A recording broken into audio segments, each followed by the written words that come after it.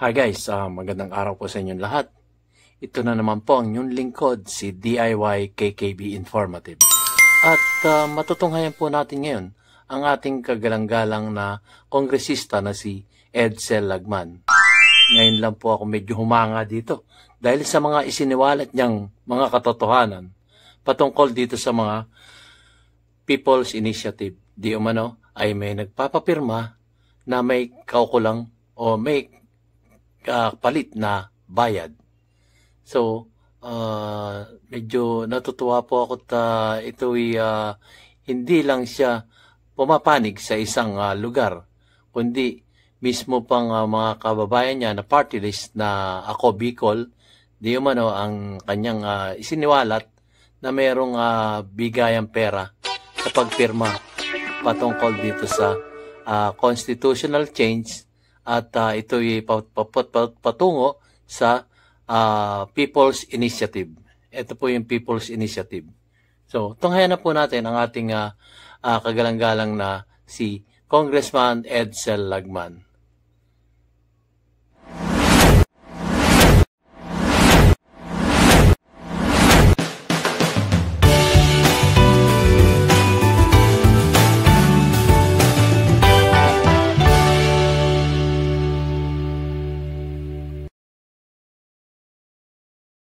Sa meeting na yon, nabigay ng 50% ng 100 pesos per voter. Ang sabi, susunod yung balance na 50%. Hindi malaman kung saan galing ang pondo, pero ang nandoon sa meeting ay mga ranking members ng Ako Bicol Party List. Kapares ng incumbent representative Jill Bungalon ng party list at yung former congressman ng party list na si Pido Kerbin.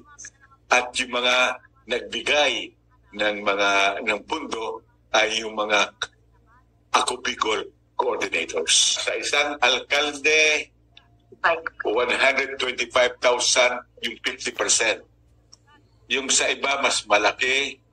At yung iba naman ay, for example, yung meron isa, 142,500. Ito ay 50% ng 100 pesos per voter. Question ko lang yung pag-taint ng proseso na ito ay bilihan na naman ng boto o petisyon. Iyon ang kine-question ko. Sa Omnibus Election Code, bawal ang pagbenta ng o pagbili ng boto. Ito ay criminal offense. There was a meeting that transpired, but allegations on flow of funds or money, let's say, wild and baseless accusation. Actually, napakaliwanag nung offer at kinukondena ko talaga yung nag-aalok nito dahil hindi binibenta ang ating konstitusyon. Hindi siya for sale. Ano ba naman ang ginagawa at anong kawalanghyan to? Maliwanag na nag-aalok sila ng DSWD, ng AIX, may tupad pa at may MAIT na DOH. So, 20 million total kada district.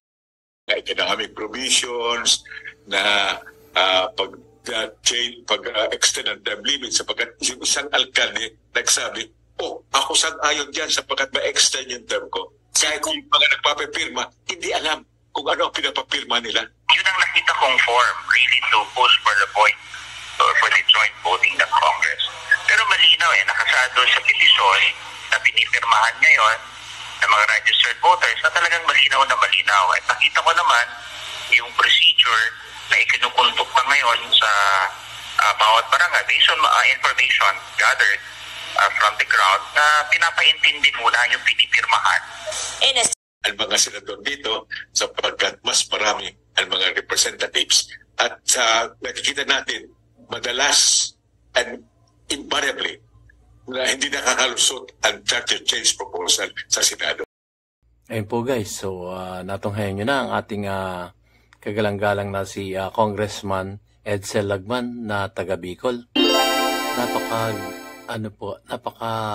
alarming po nung kanyang isiniwalat ngayong araw na to.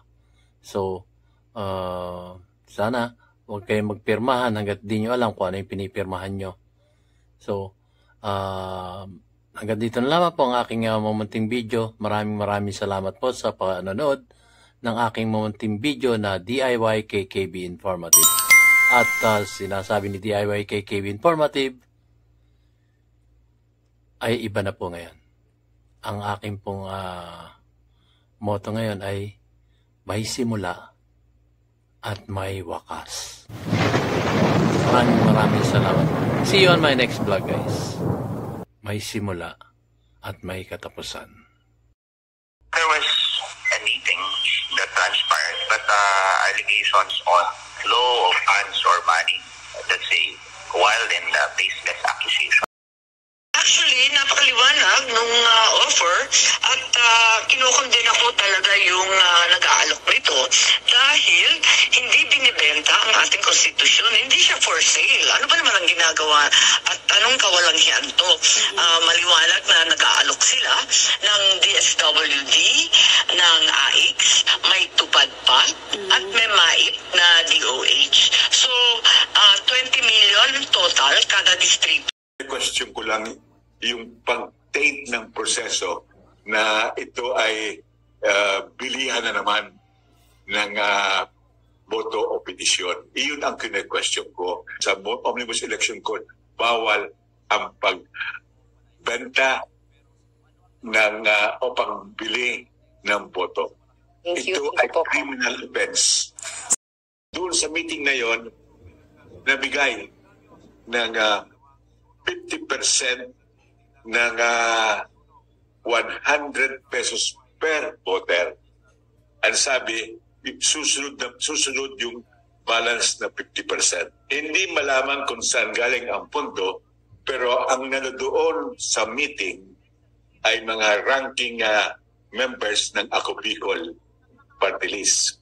Kapares ng incumbent representative Jill Bungalon ng party list at yung former congressman ng party list na si Pido Carbin. At yung mga nagbigay ng pundo ay yung mga Ako Bicol coordinators. Sa isang alkalde, 125,000 yung 50%. Yung sa iba mas malaki at yung iba naman ay, for example, yung meron isa 142,500. Ito ay 50% ng 100 pesos per voter. Actually, napakaliwanag nung offer at kinukondena ko talaga yung nag-aalok nito dahil hindi binibenta ang ating konstitusyon. Hindi siya for sale. Ano ba naman ang ginagawa at anong kawalanghyan to? Maliwanag na nag-aalok sila ng DSWD, ng